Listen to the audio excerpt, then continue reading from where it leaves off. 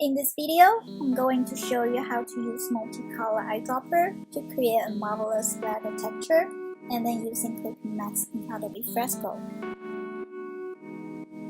Tap twice on the circle in the bottom corner, then eyedrop the color palette you created. Tap twice on the circle again. Create a new layer.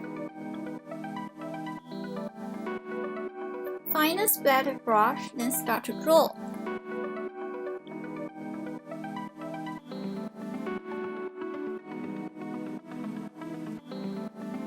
Now I pressure my Apple Pencil a little bit harder against the iPad screen to get a bigger splash.